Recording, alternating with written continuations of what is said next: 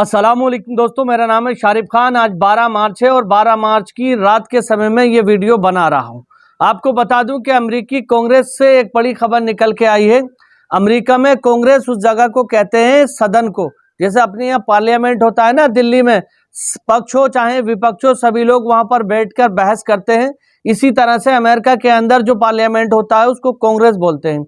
तो अमेरिकी कांग्रेस यानी अमेरिकी पार्लियामेंट की एक मुस्लिम महिला जिसका नाम राशिदा तालिब है, वो खड़े होकर अमेरिकी राष्ट्रपति डोनाल्ड ट्रंप के ऊपर ये इल्जाम लगाती है कि ईरान के अंदर इजराइल के द्वारा जो एक स्कूल पर हमला किया गया है जिसमें 160 बच्चे खत्म हो गए, ज्यादातर उसमें मासूम बच्चियां थी, उस हमले को लेकर जिम्मेदार ठहराया है अमेरिकी राष्ट्रपति डोनाल्ड ट्रंप को।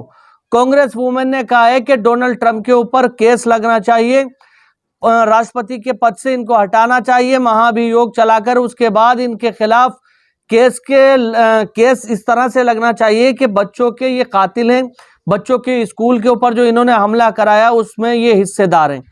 साइड में आप देखिए, प्रेस टीवी ने इस खबर को छापते हुए बताया है कि पहले तो ट्रंप एडमिनिस्ट्रेशन की तरफ से इस पर झूठ बोला गया, लेकिन उसके बाद अब इस बात की पुष्टि हो गई है कि अमेरिका की इजाजत से यानी इजराइल के उस हमले में अमेरिका की मिली भगत थी।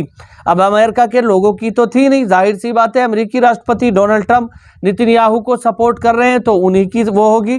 तो इस चीज को कांग्रेस वुमेन ने राशिदा तालिब ने उठाते हुए कहा है कि हम ऐसे इस मैटर को जाने नहीं दे सकते। तमाम जगहों पर और अखबारों में ये खबरें छप रही हैं। दोस्तों, आप लोगों को ये पता होगा कि अमेरिका के अंदर एक बात अच्छी है, अमेरिका के अंदर ये बात बहुत अच्छी है कि वहां के लोग सरकार के अंदर बैठा हुआ कितना भी, चाहे प्राइम मिनिस्टर हो, प्रेसिडेंट हो, कोई भी हो, उसके खिलाफ मुंह खोल के बोलते हैं और जब उसका विरोध करने पे आ जाते हैं तो संविधान के दायरे में रहकर पूरा विरोध करते हैं। उन्हें ये डर नहीं होता है कि हमें पुलिस से पकड़वा के जेल में डाल दिया जाएगा या हमारे ऊपर कार्रवाई की जाएगी। यही वजह है कि अमेरिका के लोग इन चीज़ों में बहुत ज़्यादा एक्टिव होते हैं। अगर किसी के ऊपर जुल्म और ज्यादती होती है तो लोग धरना प्रदर्शन करने के लिए सड़कों पर निकल आते हैं। आपको याद होगा जब इजराइल फलस्तीन के गाजा पर हमला कर रहा था उस समय भी अमेरिका के अंदर लोग सड़कों पर निकलकर पूरी पुरजोर तरीके से प्रोटेस्ट कर रहे थे और उन हमलों का विरोध कर रहे थे।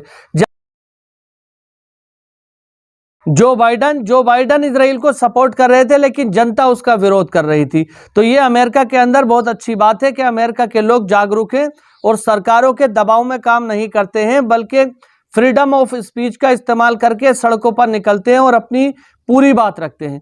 यही वजह है कि आज अमेरिका के अंदर बड़े पैमाने पर यह आवाज उठ रही है कि डोनाल्ड ट्रंप के खिलाफ केस दर्ज करो और महाअभियोग चलाकर इसको गद्दी से हटाओ। डोनाल्ड ट्रंप बीते 48 से 72 घंटों के अंदर बहुत ज्यादा परेशान हो चुके हैं, इस वजह से कि अमेरिका के लोग उनसे सवाल पूछ रहे हैं और इजराइल जो क्राइम ईरान के अंदर कर रहा है उसमें अमेरिका क्यों शामिल है, क्यों अमेरिका के लाखों लाख करोड़ रुपए इजराइल को भेजे जा रहे हैं कि तुम इन हथियारों का इस्तेमाल करके ईरान पर हमला करो, जबकि उस पैसे का इस्तेमाल अमेरिका के बेहतर भविष्य के लिए किया जाना चाहिए था।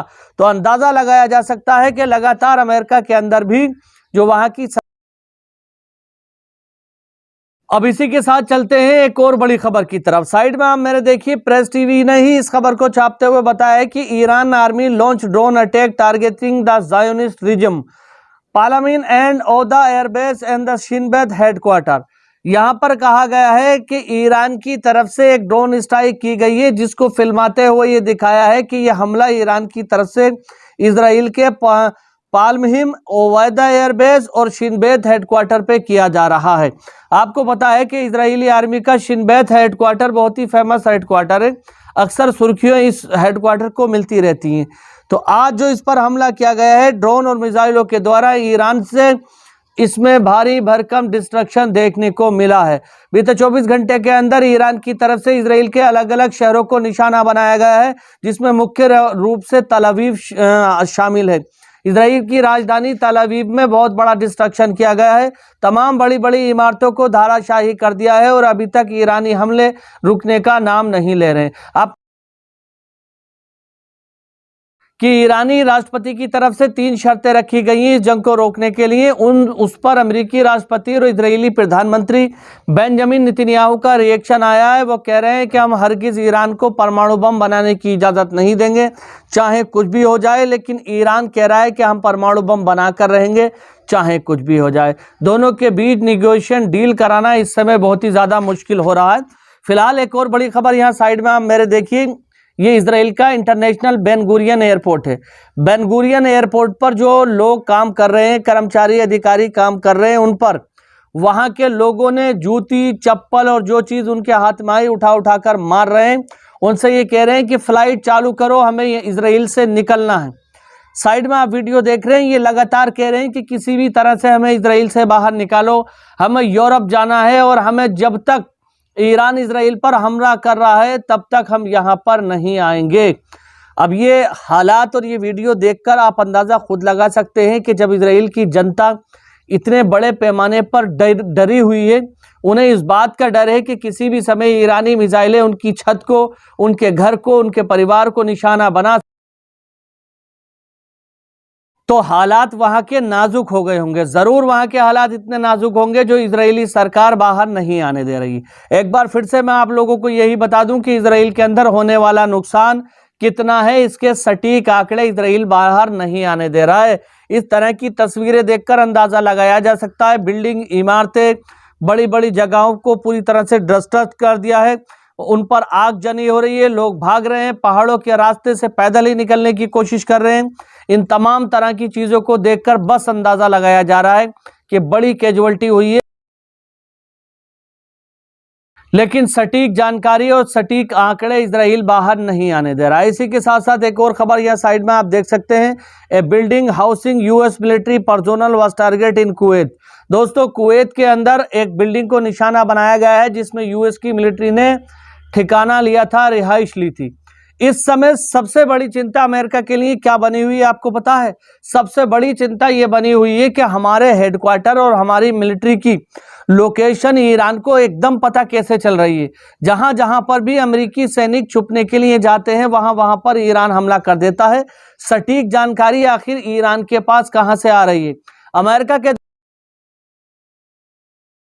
कि इंटेलिजेंट के जो इनपुट हैं वो रशिया और चाइना ईरान को मुहैया करा रहा है। लगातार रशिया और चाइना ऐसी मदद कर रहा है कि ईरान के जो IRGC है उसको लगातार इनपुट दे रहे हैं कि अब अमेरिकी सैनिक वहां पर हैं, अब वहां पर हैं। आप लोग जानते हैं कि चाइना और रशिया भी दोनों बड़े मजबूत देश हैं, इनकी जो खुफिया एजेंसीज हैं वो भी काफ़ी एक्टिव रहती हैं और अलग अलग जगहों पर इनके जो इनपुट हैं वो बहुत स्ट्रॉन्ग मिलते हैं। यही वजह है कि ईरान को जानकारी मिलती है और ईरान उस पर हमला कर देता है। तो लगातार ईरान की तरफ से कुवैत की बिल्डिंग, इमारतों को भी निशाना बनाया जा रहा है। आप देख सकते हैं ये एक ऐसी रिहाइश की बिल्डिंग थी जिसको अमेरिकी सैनिकों ने अपने रेसिडेंस के लिए इस्तेमाल किया है, ऐसा दावा किया गया है ईरान का। इस वजह से ईरान की इसी के साथ साथ एक और बड़ी खबर साइड में देख सकते हैं कि आज इजराइल के शहर हाइफा को टारगेट किया है ईरान ने। हाइफा के अंदर बड़ी बड़ी मिसाइलें गिरती हुई नजर आ रही हैं। आप देख सकते हैं ये आसमान से जो सितारे की तरह, स्टार की तरह नीचे कोई चीज गिर रही है, ये सितारा नहीं है, ना ही छोड़ा हुआ कोई हथगोला है, ये ईरान की मिसाइल है जो इस समय इजराइल के हाइफा शहर पर गिर रही है। और इस मिसाइल के गिरने के बाद का नज़ारा कुछ ऐसा हो गया है। तो लगा लो आप हिसाब कि इजराइल का चाहे हाइफा बंदरगाह हो, इजराइल की राजधानी हो, इजराइल के जो छोटे फाइनेंस कंट्रोल करने वाले शहर हों, लगातार उन पर बड़ा हमला किया जा रहा है। आज 12 तारीख है, 28 फरवरी को ये युद्ध शुरू हुआ था, यानी 13 दिन हो चुके हैं। 13वां दिन भी ईरान की तरफ से इजराइल और अरबी देशों के ऊपर हमले किए जा रहे हैं। एशियाई सागर में खड़े अमेरिकी जंगी युद्धपोत और इजरायली पनडुब्बियों को भी निशाना बनाया जा रहा है। तो दोस्तों, ये उम्मीद करते हैं कि आज की इस वीडियो में हमने जो इन्फॉर्मेशन आपको प्रोवाइड कराई उससे आपको काफ़ी कुछ जानने को मिला होगा। अगर आप हमारे चैनल पर पहली बार आए हैं तो चैनल को सब्सक्राइब करके बेल आइकन पर ऑल का बटन जरूर सेलेक्ट करें। इसी के साथ मिलते हैं अगली वीडियो में। और आपको चलते चलते ये बता दूं दोस्तों कि वीडियो को लाइक करके कमेंट में अपनी राय बताया करो, खबरों के बारे में बताया करो, ईरान के बारे में, इजराइल के बारे में हर दिन की ताज़ा रिपोर्ट आपको दे रहा हूँ। आपको तो एक एक चीज़ का पता है, एक एक खबर का पता है, तो कम से कम अपनी राय रख दिया करो कमेंट के अंदर। तो दोस्तों बस आज की वीडियो में इतना ही। इंशाअल्लाह ताला अगली वीडियो में कुछ और नई जानकारी लेकर एक बार फिर से आपके सामने हाजिर होऊंगा। तब तक अपने भाई को इजाज़त दीजिए। खुदा हाफिज। जय हिंद, जय भारत।